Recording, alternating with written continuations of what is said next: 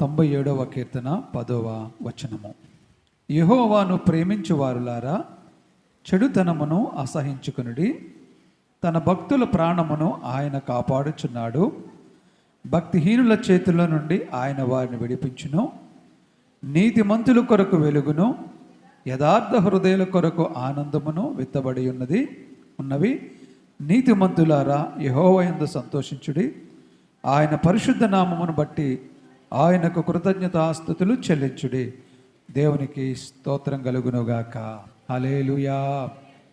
చూడండి, యెహోవాను ప్రేమించువారులారా, చెడుతనమును అసహించుకొనుడి.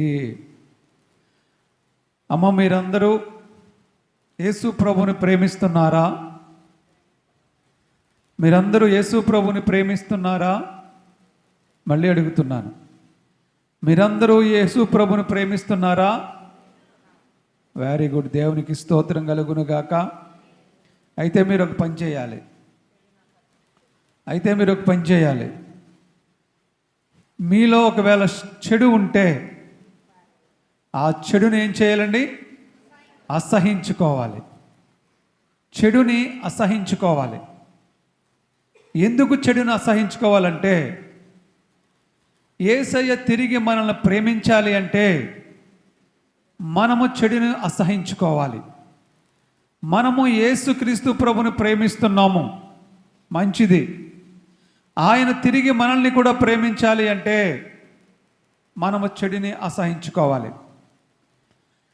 ఆయన పరిశుద్ధుడు, ఆయన నీతిమంతుడు, ఆయన పాపము లేనివాడు, ఆయన అన్నీ కూడా సుగుణములు కలిగిన వాడు, సుగుణాల సంపన్నుడు, 10,000లో అతి కాంక్షణీయుడు, కోటి సూర్య కాంతి కలిగిన తేజోమయుడు.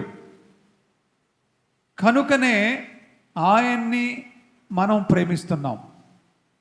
ఆయన దగ్గర అన్నీ ఉన్నాయి. కనుకనే ఆయన మనం ప్రేమిస్తున్నాం. మనము ప్రేమించడానికి ఆయనకు అన్ని అర్హతలు ఉన్నాయి. కనుకనే మనం ప్రేమిస్తున్నాం. మరి ఆయన మనల్ని ప్రేమించాలంటే మన దగ్గర ఏ అర్హత ఉంది? ఆయన మనల్ని ప్రేమించడానికి మన దగ్గర ఏ అర్హత ఉంది? దేవునికి స్తోత్రం కలుగునుగాక. ఒకసారి నువ్వు ఆలోచన చేసుకో. చూడండి, రాజకుమార్తెని వివాహం చేసుకోవాలని అందరికీ ఉంటుంది. రాజకుమార్తెని వివాహం చేసుకోవాలని కింద స్థాయి నుండి ఆ రాజుకోటలో సిపాయి దగ్గర నుండి పనిచేసే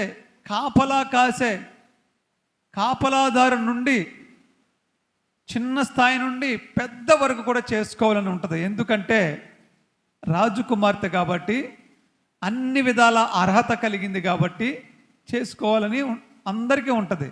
మరి రాజకుమార్తెకు ఉంటుందా? చెప్పండి. ఎందుకని? ఆమె స్థాయికి తగిన అర్హతలు ఎవరికి ఉన్నాయో వాళ్ళకే చేసుకుంటారు. అవునా? వాళ్ళ స్థాయి కలిగిన అర్హతలు ఎవరికి ఉంటే వాళ్ళకే చేసుకుంటారు. అలాగే యేసు ప్రభువు ఆయన అర్హత కలిగిన వాడు కాబట్టి, పరిశుద్ధుడు కాబట్టి, నీతిమంతుడు కాబట్టి, ప్రేమ కలిగిన దేవుడు కాబట్టి, అన్ని అర్హతలు ఉన్నవాడు, అన్ని సుగుణాలు కలిగిన వాడు కాబట్టి మనము ఆయన్ని ప్రేమిస్తున్నాము. మరి తిరిగి ఆయన మనల్ని ప్రేమించాలి అంటే నువ్వు నేను కూడా కొన్ని అర్హతలు కలిగి ఉండాలి. అందులో మొట్టమొదటిది ఈరోజు మనం లేఖన భాగంలో చదువుకున్నది ఏంటి అంటే, చెడుతనమును అసహించుకోవాలి. యేసు ప్రభు మనల్ని తిరిగి ప్రేమించాలి అంటే మనము చెడుతనమును అసహించుకోవాలి. మనము ఎలాంటి వారం అంటే, మనుషులు ఎలాంటి వారంటే 2 స్వభావాలు కలిగిన వాళ్ళు. మనుషులు ఎలాంటి వాళ్ళు అంటే 2 స్వభావాలు కలిగిన వాళ్ళు. మనము కష్టాల్లో ఉన్నప్పుడు, మనము ఇబ్బందుల్లో ఉన్నప్పుడు, మనం ఇరుకులో ఉన్నప్పుడు మనం ఏం చేస్తామంటే, ఏమైనా దేవుడే మనకింకా, ఏదైనా దేవుడే, ఇక ఏమైనా దేవుడి తర్వాతే, ముందు ప్రయారిటీ దేవుడికే, తర్వాతే ఏమైనా. చాలా భక్తిగా ఉంటాం, చాలా నెమ్మదిగా ఉంటాం. మనల్ని చూస్తే అబ్బా ఇంత భక్తి పరులా ఇలా ఉంటారా అన్నట్లుగా మనం ఉంటాం. మనం కష్టాల్లో ఉన్నప్పుడు దేవుని దగ్గర ప్రార్థనలో ముందుంటాం, ఆరాధనలో ముందుంటాం, ఇచ్చుటలో ముందుంటాం, వచ్చుటలో ముందుంటాం, ప్రతి విషయంలో ముందుంటాం. చాలా మాదిరికరంగా ఉన్నట్లుగా కనపడతాం. అయితే మనకి దేవుడు మన భక్తిని మెచ్చుకుని, అయ్యో నా బిడ్డలు చెడును అసహించుకున్నారనుకుని ఆయన మనల్ని ప్రేమించడం మొదలు పెడతాడు. ఎప్పుడైతే ఆయన మనల్ని ప్రేమించడం మొదలుపెట్టాడో మనం దీవించబడటం మొదలవుతుంది, మనకు ఆశీర్వాదం మొదలవుతుంది. ఆయన ప్రేమిస్తూ ఉన్నాడు, మనం ఆశీర్వదింపబడుతూ ఉన్నాం. ఆయన ప్రేమిస్తూ ఉన్నాడు, మనం దీవించబడుతూ ఉన్నాం. రోజులు గడిసే కొలిద్ది మన స్థితి ఎలాగుంటుందంటే జాయిగా మన స్థితి మెరుగుపడుతూ ఉంటుంది, మన స్థితి గొప్పగా అవుతుంది, మన స్థితి చాలా మంచిగా అవుతుంది. దేవుడు మనల్ని వర్ధిల్లేలా చేసి ఉన్నాడు. దినదినము మనల్ని వర్ధిల్లింపజేస్తూ ఉన్నాడు. ఇక అప్పుడు మన స్థితి ఎలాగుంటుందంటే అంతవరకు మనం దేవుడే ఏమైనా అన్న స్వరము కాస్త ఏమవుతుందంటే పర్వాలేదులే, మరి రోజు దేవుడు అంటే ఎలాగా, మనకే మరి చూసుకోవాలి కదా, మనం కూడా కొన్నిటికి చూసుకోవాలి కదా, మరి అంతమానం దేవుడు అంటే ఎలా మరి అన్న స్వరం మారుతూ ఉంటుంది. పాస్టర్ గారు చెప్తూ ఉంటాడు, అమ్మా ఏంటమ్మా ఇంతకుముందు చాలా స్పీడ్గా వచ్చిందని ఇప్పుడు లేటుగా వస్తున్నావేంటి అంటే ఏదో షాక్ చెప్తూ ఉంటారు. అలా నెమ్మదిగా ఏమవుతుందండి, నెమ్మదిగా దిగజారిపోవడం మొదలవుతూ ఉంటుంది. దిగజారిపోవడం మొదలవుతూ ఉంటుంది. కొంతమంది అంటే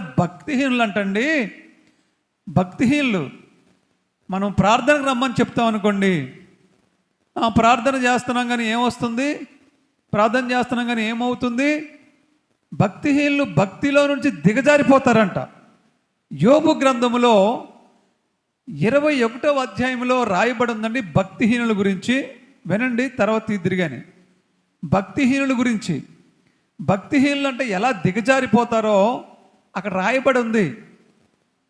అలా దిగజారిపోకూడదు అని దేవుడు చెప్తున్నాడు. ఏమని రాయబడి ఉంది ఒకసారి చూడండి. యోబు గ్రంథము 21వ అధ్యాయము 14వ వచనము. కొంతమంది భక్తిహీనులు అంటారంట. భక్తిహీనులు అంటే ఎవరండి? భక్తిహీనులు అంటే ఎవరు? యేసు ప్రభు నమ్ముకుని భక్తి లేని వాళ్ళు, యేసు ప్రభు నమ్ముకుని ప్రార్థన లేని వాళ్ళు, యేసు ప్రభు నమ్ముకుని నిర్లక్ష్యంగా ఉండేవాళ్ళు, యేసు ప్రభు నమ్ముకుని దేవుని గుడికి రాని వాళ్ళు, దేవుణ్ణి దూరం పెట్టేవాళ్ళు, దేవుణ్ణి విసర్జించే వాళ్ళని భక్తిహీనులు అంటారు. ఆ భక్తిహీనులు అంటారంట దేవుని గురించి, ప్రార్థనల గురించి అంటారంట. ఇలా చూడండి 14వ వచనము, యోబు గ్రంథము 21:14 చూడండి. ఎవరు వారంటే అందరు చెప్పాలి. ఎవరు వారంటే భక్తిహీనులు. వారు అంటారంట, నీ మార్గములను గూర్చిన జ్ఞానము మాకు అక్కర్లేదు. ఏమంటారంట? ఎవరి జ్ఞానం అక్కర్లేదు? దేవుని మార్గమును గురించిన జ్ఞానము మాకు అక్కర్లేదు అంటారంట. ఎవరితో అంటున్నారు? పాస్టర్ గారితో అంటున్నారు అనుకుంటున్నారా? పాస్టర్ గారితో అంటలేదు, పక్కనున్న సహోదరులతో అంటలేదు, డైరెక్ట్గా దేవుడితో చెప్తున్నారు. యేసు ప్రభు ఏమని చెప్తున్నారు వాళ్ళు చూడండి. మళ్ళీ చదువు. నీ మార్గముల గూర్చిన జ్ఞానము మాకు అక్కర్లేదు, నీవు మమ్మను విడిచిపొమ్మని దేవునితో చెప్పుదురు. దేవునికి స్తోత్రం కలుగును గాక. ఏమంటారంటండి? నీ జ్ఞానం మాకు అక్కర్లొద్దు, నీ మార్గము మాకు అక్కర్లొద్దు, నీవు మమ్ములను విడిచిపో. అయ్యి బాబోయ్, దేవుడు వస్తే విడిచిపోని అంటారా? ఇంకా వాళ్ళ స్థితి ఎలాగుంటుంది చెప్పండి. వాళ్ళ స్థితి ఎలాగుంటుందండి? ఎంత గర్వాంధకారులు ఉంటారో చూడండి. దేవుణ్ణి విడిచిపో అంటే ఏంటనుకుంటున్నారు? దాని అర్థం ఏంటనుకుంటున్నారు? కొన్ని సందర్భాల్లో ఏం చేస్తారో తెలుసా సహోదరులు, ఏం చేస్తారో తెలుసా సహోదరులు, కొన్ని సందర్భాల్లో అక్కడ ఒక ఇంపార్టెంట్ అయినటువంటి బంధువులు ఉంటారు, లేకపోతే మనకు బాగా మొకమాటం కొంచెం నామోషి కలిగిన ప్రదేశాలు ఉంటాయి. మరి ఇలాంటప్పుడు కూడా దేవుడు ఎటరా నీకు, దేవుడు పక్క పెట్టి బొట్టు తీసి అంటించేసుకో, లేదా బైబిల్ కనపడిన ఒక లోపల పెట్టే. అన్నీ మనం కూడా అందరిలాగే కనపడాలి. మగాళ్ళు అయితే మగాళ్ళు, ఆడవాళ్ళు అయితే ఆడాళ్ళు. అంటే అక్కడ దేవుడి గురించిన ఛాయ్ ఏది కూడా కనపడకూడదు. మనము క్రీస్తు బిడ్డలం అన్న విషయం అసలు ఎవరికి తెలియకూడదు. మనం కూడా అందరిలాగే ఎలాంటి వాళ్ళం అండి, మామూలు లోకంలో ఉన్నట్లుగానే మనం కూడా అందరి మనుషులమే. అంటే అక్కడ దేవుడు ఏమవుతున్నాడు, అవమానమే కదా. నువ్వు మాకు అక్కర్లేదు, కొంచెం నువ్వు కొంతసేపు ఏం చేయాలి, కొంతసేపు ఇంటికి వెళ్ళేదాకా ఏం చేయాలి, యేసు ప్రభా నువ్వు ఇంటికి వెళ్ళేదాకా జరుగు పక్కకే. దేవుడి పాపం అలా కనపడుతున్నాడు, అబ్బాయి వెనక్కి వెళ్ళిపో గింటేస్తున్నారన్నమాట వెనక్కే యేసు ప్రభుని. ఎందుకని 10 మందిలో మళ్ళా మనకు నామోసి వచ్చేస్తాయి, కుదరదు. అది దాని అర్థం ఉందా? నీ మార్గములు గురించిన జ్ఞానము మాకు అక్కర్లొద్దు, నువ్వు మమ్మల్ని విడిచిపో, వెళ్ళిపో, పక్క వెళ్ళిపో, నువ్వు కొంచెం చెప్పు, రాకు పక్క వెళ్ళిపో. అమ్మా ఎంతమంది లేరు ఇక్కడ చెప్పండి, అలాంటోళ్ళు ఎంతమంది లేరు చెప్పండి? బోల్డ్ మంది ఉన్నారు. కొంతమంది ఊర్లో రోడ్డు మీద వదిలేస్తారు, కొంతమంది దేవుణ్ణి అక్కడ దాకా దేవుడే అంటే వెళ్తారు. చాలు దేవుడా ఇక్కడ ఉండిపోయి నువ్వు లోపల రాకంటారు. ఎందుకని? వాళ్ళు వెళ్ళే ప్రదేశం దేవుడు రావడానికి కుదరదు. చాలు ప్రభు ఇక్కడ దాకా వచ్చావు కదా, ఇక్కడ ఉండిపో, నువ్వు నేను వెళ్తాను లోపలికి, మళ్ళీ వస్తాను కదా, నువ్వు ఇక్కడే కాపలా కాసు కూర్చో, మళ్ళీ నన్ను బండేసుకుని కూర్చున్నట్టు అనమాట. అక్కడ మళ్ళా ఆ వ్యక్తి ఆ పనులన్నీ చూసుకుని ఎదురుగా వచ్చేసి మళ్ళీ దేవుడిని తీసుకుని వెళ్తానమాట. మనం ఏం చేస్తామంటే దేవుడి జ్ఞానాన్ని విసర్జిస్తాం, దేవుడి మార్గాల్ని విసర్జిస్తాం, దేవుణ్ణే విసర్జిస్తాం. ఇంకా చూడండి, ఇంకా ఏమంటారంట, మేము ఆయన సేవించుటకు సర్వశక్తుడగు వాడెవడు, మేము ఆయన గూర్చి ప్రార్థన చేయుట చేత మాకేమి లాభము కలుగును అని వారు చెప్పుదురు. అంటే అమ్మేస్తున్నారు దేవుణ్ణి, సందర్భానుసారంగా అమ్మేస్తారన్నమాట. మనకు కలిగిన పరిస్థితుల రీత్యా మనం ఏం చేస్తామంటే ప్రార్థన చేస్తే మాకు ఏం లాభం వస్తుంది, ఎందుకు మేము ప్రార్థన చేయడం, మేము ప్రార్థన చెయ్యం అంటారు. అంటే సందర్భానుసారంగా చేసిన మేళ్ళన్నీ మనం పక్కకు పెట్టేసేసి ఎప్పుడో ఒకసారి దేవుడు పరీక్షిస్తూ ఉంటే ఆ సందర్భం కోసం మనం ఏం చేస్తామంటే ప్రార్థన చేయడం వల్ల మాకు ఏం లాభం వస్తుంది, మేము ప్రార్థన చెయ్యము అని చెప్తూ ఉంటారు. మనము అన్నా అనకపోయినా ఆయన సర్వశక్తి సంపన్నుడే. ఆయన ఈ భూమిని ఆకాశమును సృష్టించిన సృష్టికర్తే. అయితే మనుషుల స్వభావం గురించి ఇక్కడ యోబులో భక్తుడు యోబు గారు రాసి అంటాడు, చివరికి వస్తలుగా ఆయన ఏమంటాడంటే నేను అలా ఉండకపోవుదునుగాక అంటాడు. ఏమంట 16వ వచనం చూడు, భక్తిహీనుల యోచన నాకు దూరముగా ఉండునుగాక. యోబు గారు అన్నాడు, ఇలాంటి యోచన అంటే వారి క్షేమం వారి చేతుల్లో లేదంట. ఇలా ఎవరైతే అనేవాళ్ళు ఉన్నారో నీ జ్ఞానం మాకొద్దు, నువ్వు మాకు వద్దు, నీ యొక్క ఏంటది నీ మార్గాలు మాకొద్దు, నీ ప్రార్థన మాకొద్దు, నువ్వు సర్వశక్తిమంతుడువా అనేటటువంటి గుంపు ఉంటుంది కదా, అలాంటి వాళ్ళ క్షేమమట వాళ్ళ చేతుల్లో లేదంట. వాళ్ళ క్షేమాన్ని నువ్వు తీసి పక్కకు పాడేసుకుంటున్నారు. వాళ్ళు కూర్చున్న కొమ్మ మీద వాళ్ళే నరికేసుకుంటున్నారు అన్నమాట. వాళ్ళ కూర్చున్న కొమ్మని వాళ్ళే నరికేసుకుంటున్నారు అలాంటి వాళ్ళు. అందుకే యోబు గారు అంటున్నాడు, ఆ భక్తిహీనుల యోచన నాకు దూరముగా నుండునుగాక, దేవునికి స్తోత్రం కలుగునుగాక. ఇలా మనం ఏం చెప్పాలంటే ఈ విన్నప్పుడు మనకు భయం కలిగి దేవుడికి మనం ఏం ప్రార్థన చేయాలంటే, ప్రభువా అలాంటి భక్తిహీనుల యోచనలు నాలో కలగకుండునుగాక అని మనం ప్రార్థన చేయాలి. అర్థమైందా మీకు? మీకెవరికైనా చెడు ఆలోచనలు వస్తూ ఉంటే మీరు దేవుడికి ప్రార్థన చేయాలి. ఏమని? ప్రభువా అలాంటి భక్తిహీనుల యోచనలు మాలో రానివ్వకు నాయనా, మాకు పుట్టించుకు, మాలో చెడును తీసివేయి, చెడును మేము అసహించుకునే ధన్యత మాకు దయచేయి, అని మనం ప్రార్థన చేయాలి. ఎందుకంటే చెడును అసహించుకుంటేనే దేవుడు మనల్ని ప్రేమిస్తాడు. ఫస్ట్ మనం చదువుకున్నాం కదా, 97 కీర్తన 10వ వచనంలో, యెహోవాను ప్రేమించే వారులారా చెడుతనమని అసహించుకొనుడి. అంటే మీరు చెడుతనం అసహించుకుంటేనే యేసుక్రీస్తు ప్రభు మిమ్మల్ని ప్రేమిస్తాడు. చూడండి, 2 స్వభావముల గురించి నేను ఇప్పుడు మాట్లాడాను కదా, మనిషి యొక్క 2 స్వభావాల గురించి. బైబిల్ గ్రంథంలో 2 రాజులు ఉన్నారండి. బైబిల్ గ్రంథంలో 2 రాజులు ఉన్నారు. ఆ 2 రాజుల గురించి నేను చెప్తాను కొంతసేపు మీకు. వారిలో ఒక రాజు దేవుడు బాగా ఆశీర్వదించిన తర్వాత అతడు ఏం చేశాడో మీకు చెప్తాను. ఓకే, 2వ దినవృత్తాంతాల గ్రంథము 18వ అధ్యాయము. సరేండి, 2వ దినవృత్తాంతాల గ్రంథము 18వ అధ్యాయం 1వ వచనం దగ్గర నుంచి. తనకు ఐశ్వర్యమును ఘనతను అధికముగా కలిగిన తర్వాత యెహోషువపాతు ఆహాబుతో 1000 మంది కొన్ని సంవత్సరములు గతించిన మీదట సోమ్రోనులో నుండి ఆహాబు నొద్దకు పోయెను. దేవునికి స్తోత్రం. చూడండి, ఇక్కడ 2 రాజులు కనపడతా ఉన్నారు. 2 రాజులు. ఒక రాజు పేరు యెహోషువపాతు, ఇంకొక రాజు పేరు ఆహాబు. ఈ ఆహాబు ఏమో ఇశ్రాయేలును పరిపాలిస్తున్నాడు, యెహోషువపాతు ఏమో యోధా వారిని పరిపాలిస్తున్నాడు. ఇక్కడ తెలంగాణ ఆంధ్ర లాగా 2 రాష్ట్రాలు విడిపోయినాయి కదా.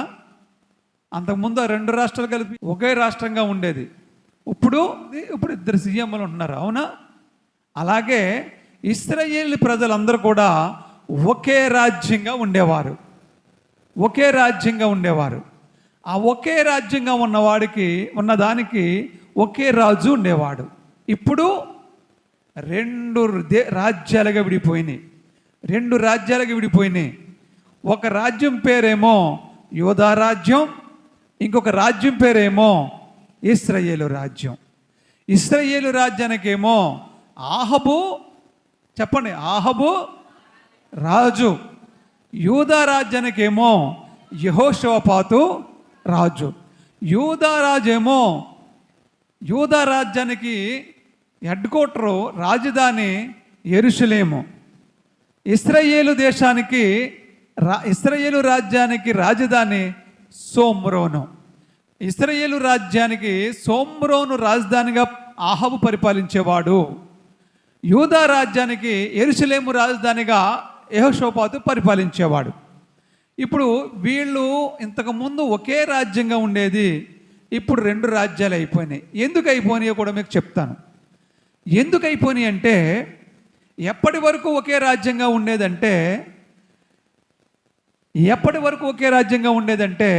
సొలొమోను రాజుగా ఉన్నంత వరకు ఒకే రాజ్యంగా ఉండేది. సొలొమోను రాజుగా ఉన్నంత వరకు ఒకే రాజ్యం. సొలొమోను కంటే ముందు ఎవరు పరిపాలించారు? దావీదు పరిపాలించాడు. మీరు అందరూ అర్థం చేసుకోవాలి. సొలొమోను కంటే కూడా ముందు దావీదు పరిపాలించాడు. దావీదు కంటే ముందు సౌలు పరిపాలించాడు. సౌలు కంటే ముందు, చెప్పండి, సౌలు కంటే ముందు ఎవరు పరిపాలించారు? ఎవరు లేరు. న్యాయాధిపతులు పరిపాలించేవారు. అంటే వాళ్ళు రాజులు కాదు, న్యాయం తీర్చేవారు. ఎవరు? ప్రవక్తలు. సమూయేలు ప్రవక్త, అలాగే గిద్యోను, సంసోను, దెబోరా, ఇలాంటి న్యాయాధిపతులు అందరూ కలిసి పరిపాలన చేసేవారు. అప్పటి వరకు అక్కడి నుంచి న్యాయాధిపతులు మొదలుకొని సొలొమోను వరకు ఇశ్రాయేల్ రాజ్యం ఒకే రాజ్యంగా ఉండేది. 12 గోత్రాల ప్రజలు, కొన్ని లక్షల మంది ప్రజలు, 12 గోత్రాల ప్రజలు కూడా ఒకే రాజ్యంగా ఉండేది. ఒకే రాజుగా ఉండేవారు, ఒకే కుటుంబంగా ఉండేవారు, ఒకే దేవుడిగా ఉండేవారు. ఆయనే తండ్రి అయిన యెహోవా దేవుడు. మరి సొలొమోను తర్వాత సొలొమోను కొడుకు రాజ్యం ఎక్కిన ఆ కొడుకు పేరు ఏం పేరంటే రెహబాము. రెహబాము రాజు అయిన తర్వాత రాజ్యము 2 ముక్కలైపోయింది. 2 ముక్కలైపోయి 11 గోత్రాలు ఒక వర్గం కింద వెళ్ళిపోయింది. ఒక్క గోత్రం ఒక వర్గం కింద ఉంది. ఈ ఒక గోత్రం ఏదంటే యోధా గోత్రం. ఈ యోధా గోత్రం ఒక్కటే సొలొమోను కొడుక్కి లభించింది. అతను యెరూషలేమును రాజధానిగా చేసుకుని యోధా రాజ్యాన్ని పరిపాలిస్తూ ఉన్నాడు.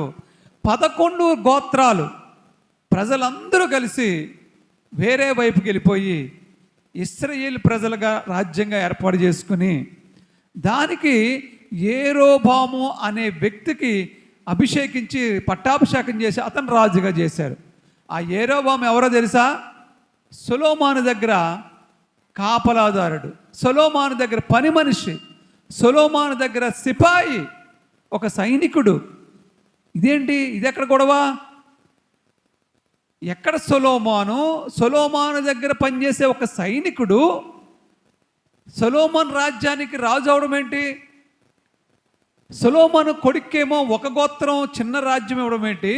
సొలొమోను దగ్గర పనిచేసినటువంటి సైనికుడికి ఎందుకు పనికిరాని ఒక కాపలాదారుడికి, అర్హత లేని వాడికి పెద్ద సింహాసనం ఎక్కించడం ఏంటి? ఏంటి సంగతి? ఏం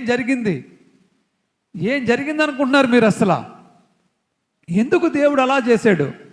అయ్యో, సొలొమోను అంతటి గొప్పవాడు కడుపును పుట్టినటువంటి రెహబాము కదా మొత్తం రాజ్యానికి రాజు అవ్వాలి.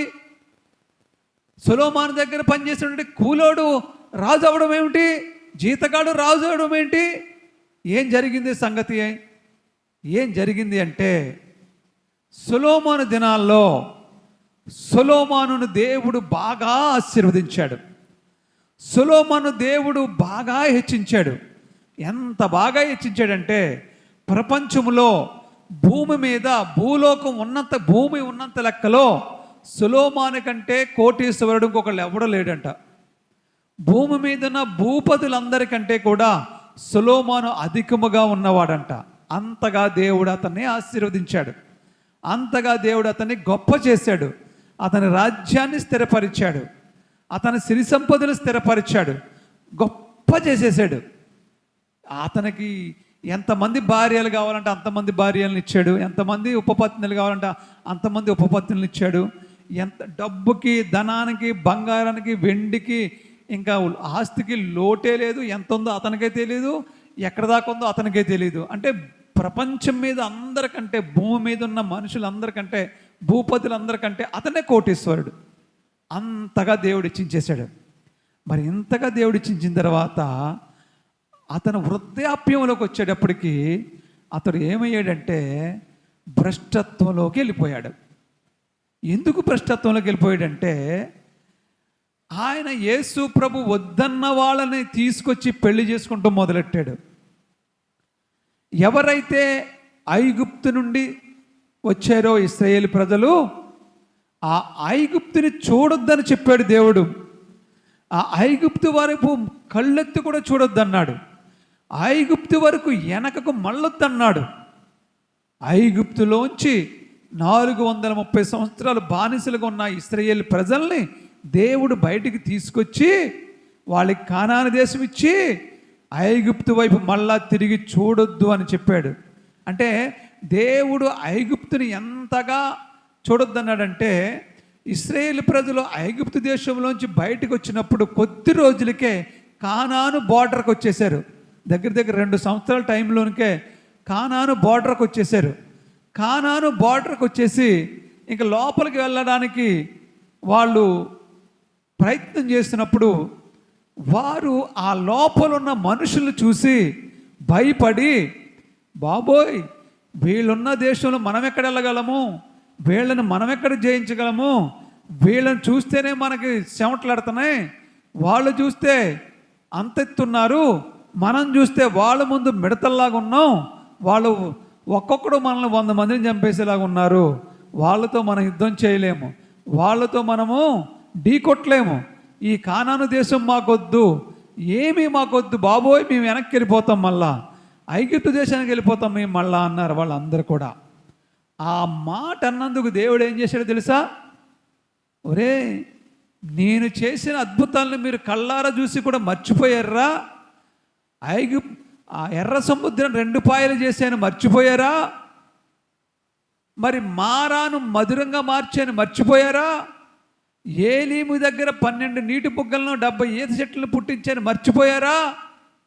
మీకు ఎలాంటి అద్భుతాలు చేశానో మర్చిపోయి కానాను దేశంలో ఉన్నటువంటి ఆ ప్రజలను చూసి అల్లిపోయి మళ్ళా నేను ఎక్కడి నుంచి తీసుకొచ్చానో అక్కడికి పోతానంటారా మీరు? మీ సంగతి చెప్తానురా. ఆ అరణ్యంలోనే ఇలా తిరిగి అలా తిరిగి అలా తిరిగి ఇలా తిరిగి పైనుంచి నడిపించుకుంటూ వచ్చాడు దేవుడు. షార్ట్ కట్ మానేసి దేవుడు ఏం చేశాడండి? పైనుంచి నడిపించుకుంటూ వస్తే వాళ్ళకి ఎన్ని సంవత్సరాలు పట్టిందండి కానాను దేశం వెళ్ళడానికి? చెప్పాలి, ఎన్ని సంవత్సరాలు పట్టిందండి?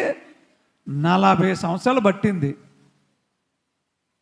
ఇలా సింపుల్గా వెళ్ళిపోయే దేశంలోనికి వాళ్ళు వాళ్ళ అవిధేయత వలన, వాళ్ళ తిరస్కారము వలన, వాళ్ళు ఎనిదిరిగి మళ్ళా ఐగుప్తు దేశం వెళ్ళిపోతాం అన్నందువలన దేవుడు వాళ్ళని కానాను దేశంలోకి వెళ్ళనివ్వకుండా అక్కడక్కడ గిరగిరా తిప్పాడు. అంతే. దేవునికి స్తోత్రం కలుగును గాక. 40 సంవత్సరాలు సీనాయి అరణ్యంలోనే తిప్పాడు వాళ్ళందరినీ కూడా. జాగ్రత్త సుమా. కొంతమంది గుళ్ళోకి వద్దామంటారు, వద్దాం అనుకుంటారు, బయలుదేరతారు, మార్గంలో ఆగిపోతారు. బయలుదేరతారు, ఈ లోపల మళ్ళీ ఎవడో పిలుస్తారు, వెనక్కి వెళ్ళిపోతారు. కొంతమంది గుడి దాకా వస్తారు, ఆ మెట్ల దాకా వచ్చి దండం పెట్టుకుని వెనక్కి వెళ్ళిపోతారు. వాళ్ళ జీవితాలు ఎలా ఉంటాయో తెలుసా? అక్కడక్కడే తిరుగుతారు వాళ్ళు.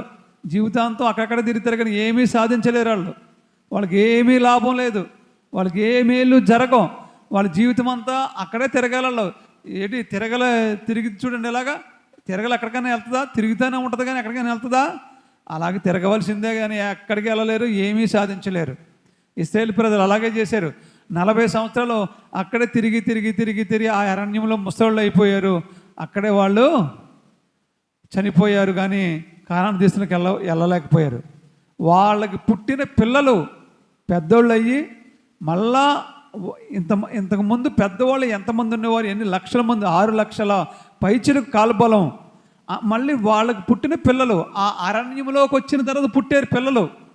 వాళ్ళందరికీ మళ్ళా 40 ఏళ్ళు, 30 ఏళ్ళు, 25 ఏళ్ళు వయసు వచ్చేసింది వాళ్ళకి. వాళ్ళు లక్షల మంది అయ్యారు, మళ్ళా 6 లక్షల పైచిలకు అయ్యారు. అప్పుడు దేవుడు వాళ్ళని తీసుకెళ్ళాడు కానాను దేశం. అంటే ఐగుప్తు దేశం పట్ల దేవుడు ఎంత తీవ్రమైనటువంటి అసహ్యాన్ని కలిగి ఉన్నాడో చూడండి. అలాంటి ఐగుప్తు యువరాణిని తీసుకొచ్చి సొలొమోను పెళ్లి చేసుకున్నాడు. ఇప్పుడు మీకు అర్థమైంది ఇదంతా ఎందుకు చెప్పానో? అలాంటి ఐగుప్తు యువరాణిని తీసుకొచ్చి సొలొమోను పెళ్లి చేసుకుంటే దేవుడికి ఎలాగుంటుంది చెప్పండి, ఒకసారి చెప్పండి మీరు. అమ్మా, అర్థమైందా మీకు? దేవుడికి ఎలాగుంటుంది చెప్పండి. మీకు అర్థమైందమ్మా? దేవుడికి ఎలాగుంటుంది? ఐగుప్తుని ఎంతగా అసహించుకున్నాడో అలాంటి ఐగుప్తులో రాజకుమార్తెను తీసుకొచ్చి సొలొమోను పెళ్లి చేసుకుని మళ్ళీ ఏమని చేశాడు తెలుసు? సొలొమోను ఐగుప్తు అంటే అప్పట్లో గొప్ప రాజ్యం. అయ్యో, అలాంటి పెద్ద రాజ్యంతో నేను 1000 మందేను, మరి మా మామగారికి తగ్గట్లుగా ఇక్కడ ఏర్పాట్లు చేయకపోతే బాగోదని ఆ రాణిని తీసుకొచ్చి పెళ్లి చేసుకోవడమే కాకుండా ఆవిడ స్థాయికి తగ్గట్టు ఏకంగా ఆవిడ కొరకు ప్రత్యేకంగా ఒక నగరాన్నే కట్టించేసాడండి. మనం ఏం చేస్తామండి? పిల్లోడికి పెళ్లి చేయాలి, ఇల్లు లేదు, మనం ఏం చేస్తాం? పెంకుటిల్లు ఉంది, ఏం చేస్తాం చెప్పండి? పెళ్ళిడికి వచ్చేటప్పటికి ఏం చేస్తారు పెంకుటిల్ని? చెప్పమ్మా. బిల్డింగ్ పోసేస్తారు. ఏమై అంతే కదా? అప్పో చేసి ఏం చేస్తారండి? పిల్లోడికి పెళ్ళికి వస్తున్నాడు, ఇంకో 2-4 ఏళ్లలో పెళ్లి చేయాలి, 2 ఏళ్లలో 3 ఏళ్లలో పెళ్లి చేయాలి. మనకి ఇలా పెంకుటిల్లు వస్తే మంచి సంబంధాలు రావు. మనం ఏం చేయాలండి? బిల్డింగ్ వేసేసి వచ్చి కోళ్ళు వచ్చేటప్పటికి ఏం చేస్తారు మీరు? శుభ్రంగా వాల్ కేర్లు, సీలింగ్లు, అటాచ్డ్ బాత్రూములు, సింక్ తిప్పితే నీళ్లు, కిచెన్ రూమ్లోకి నీళ్లు, బాత్రూంలోకి నీళ్లు, బయట నీళ్లు, అక్కడ నీళ్లు, ఇక్కడ నీళ్ళు, ఎక్కడ పడితే అక్కడ నీళ్ళే. ఇంక వచ్చిన కోళ్ళు ఏమనుకోవాలంటే అవన్నీ అన్ని సకల సదుపాయాలు చేసేస్తారు. అయితే ఇప్పుడు సొలొమోను కూడా ఏం చేశాడు తెలుసా? ఐగుప్తు రాణిని పెళ్లి చేసుకుని ఆవిడ ఇక్కడికి అడిగి పెట్టేటప్పటికి మనం ఈ బిల్డింగ్ ఎలా కడతామో ఆయన ఏకంగా ఒక నగరాన్నే కట్టేశాడు. మరి ఎందుకంటే ఆయన ప్రపంచంలోకెల్లా కోటీశ్వరుడు కదా, మరి ఆయన తగ్గట్టుగా ఆయన చేసేసాడు. ఒక నగరాన్నే కట్టేసేసి ఆవిడ్ని ఆ నగరంలో ఉంచాడు. ఇప్పుడు దేవుడికి ఎలాగుంటుంది చెప్పండి? ఎలాగుంటుంది దేవుడికి? బాధ కలగదా? అవునా? అంతేకాకుండా మరి వచ్చిన ఆవిడ మామూలు ఊరుకుంటుందా చెప్పండి? ఊరుకుంటుందా?